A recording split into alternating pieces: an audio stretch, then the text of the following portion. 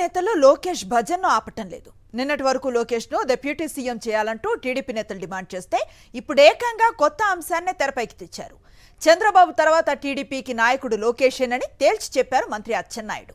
ఈ విషయం చిన్న పిల్లాడిని అడిగినా చెప్తాడని, దీన్ని రాజకీయం చేయటం కరెక్ట్ కాదన్నారు.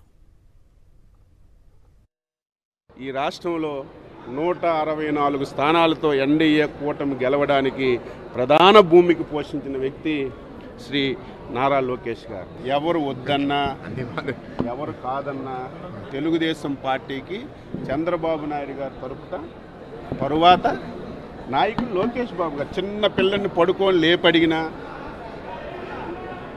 ఎవరిని మీరు కొట్టడిగినా సరే చంద్రబాబు నాయుడు గారి తరపున ఈ రాష్ట్రానికి తెలుగుదేశం పార్టీ నాయకులు ఎవరంటే కళ్ళు మూసుకొని అర్ధరాత్రి లేపినా చిన్న పిల్లవాడికి అడిగినా చెప్పిన పేరు లోకేష్ బాబు గారు.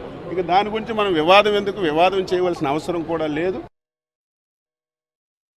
ప్రస్తుతానికి ఇది ఎన్డీఏ కూటమి. ఏ నిర్ణయమైనా సరే అచ్చెన్నాయుడు ఎక్సో వైజెడ్ నిర్ణయం తీసుకోవడం కాదు, మాట్లాడకూడదు కూడా. ఏ నిర్ణయం ఈ సమయంలో జరిగినా ఎన్డీఏ కూటమిలో ఉన్నటువంటి మూడు పార్టీలు పెద్దలు కూర్చొని ఒక నిర్ణయం తీసుకొని అది అమలు చేయడమే తప్ప వ్యక్తిగతంగా ఎవరు కూడా ఇటువంటి విషయాల్లో జోక్యం చేసుకోకూడదని నా వ్యక్తిగత అభిప్రాయం.